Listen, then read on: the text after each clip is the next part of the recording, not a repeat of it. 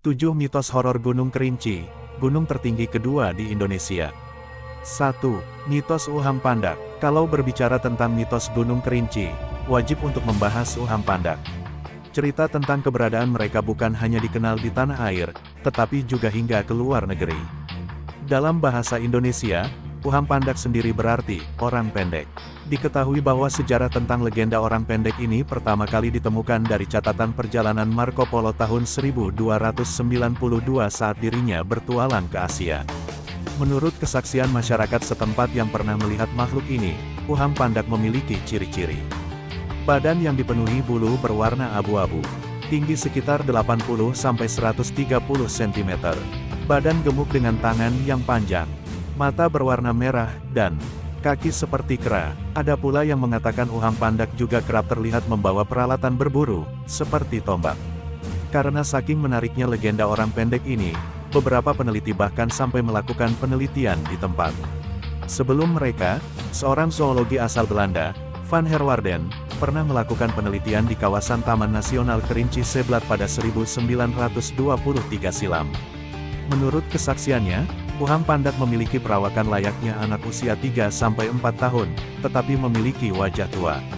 Mereka memiliki rambut hitam sebahu dengan tubuh dipenuhi bulu.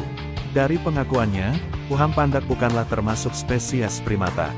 Sampai sekarang, masih belum dipastikan makhluk jenis apa orang pendek Gunung Kerinci ini. 2. Hantu Gendong. Keberadaan makhluk ini katanya menyusahkan para pendaki tiap kali turun gunung. Hal ini karena hantu gendong akan menaiki tas yang dibawa pendaki sehingga terasa berat. Keberadaan makhluk tak kasat mata ini diyakini nyata karena beberapa pendaki mengatakan jika mereka merasa tas yang dibawa terasa sangat berat. Padahal, beban di dalamnya tergolong ringan atau tidak ada sama sekali. Apabila sudah digendongi makhluk ini, para pendaki harus meminta maaf kepada hantu gendong dengan alasan tidak dapat mengantarnya keluar. Sebab, jika tidak meminta maaf, beban tas akan terasa semakin berat serta berpotensi menyebabkan si pendaki tertinggal dan bahkan hilang. 3. Naga Raksasa. Selain orang pendek dan hantu, masyarakat setempat juga meyakini bahwa ada sesosok naga raksasa yang mendiami kawasan Gunung Kerinci.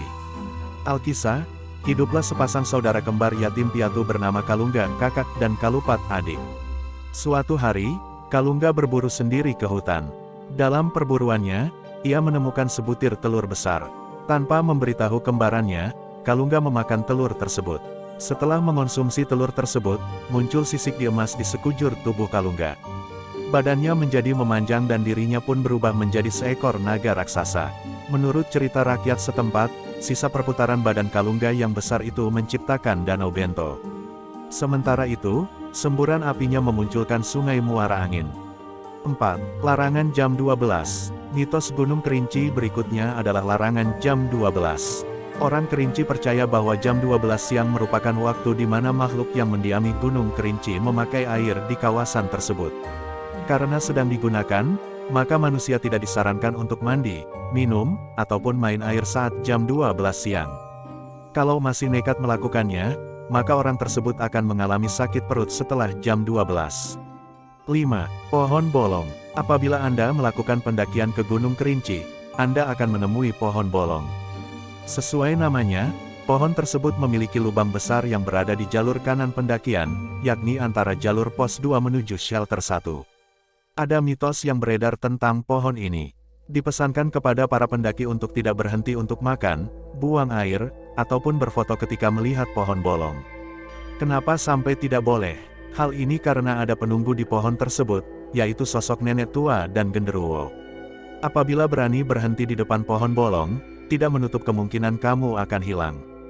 Ini seperti yang terjadi oleh Setiawan Maulana yang menghilang di kawasan Gunung Kerinci pada 2014 lalu.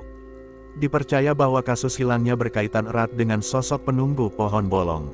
6. Pintu Rimba. Bagi Anda yang belum tahu, pintu rimba adalah perbatasan antara ladang penduduk dan hutan. Letaknya berada pada ketinggian 1800 mdpl. Ada juga mitos yang beredar tentang lokasi ini. Menurut cerita masyarakat setempat, sesosok perempuan kerap menampakkan diri. Lelembut tersebut dikatakan tidak menampakkan wajah dan berpakaian putih. 7. Cindaku atau manusia harimau. Mitos Gunung Kerinci terakhir adalah keberadaan Cindaku. Mereka bukanlah manusia biasa, melainkan berwujud setengah manusia dan setengah harimau. Legenda ini tak hanya populer di Jambi, tetapi juga sampai Malaysia. Asal mula Cindaku berawal dari sosok bernama Tingkas. Ia adalah kelompok orang yang memiliki kedekatan ikatan batin dengan harimau. Dipercaya bahwa Tingkas dulunya telah berjasa membantu masyarakat Kerinci, salah satunya adalah dalam melestarikan hutan. Orang Kerinci percaya jika Cindaku memiliki kekuatan magis. Kekuatan tersebut berasal dari adat turun-temurun di desa Kerinci. Dengan kekuatan itu, mereka menjadi penjaga Gunung Kerinci. Perlu Anda ketahui pula, Cindaku juga mampu berubah menjadi harimau. Mereka akan berubah wujud jika marah atau merasa terancam. Akan tetapi, kesaktian itu hanya berlaku di kawasan Gunung Kerinci saja. Selain itu, tak semua orang Kerinci termasuk Cindaku. Itulah tadi sederet mitos mengerikan Gunung Kerinci yang populer di tengah masyarakat.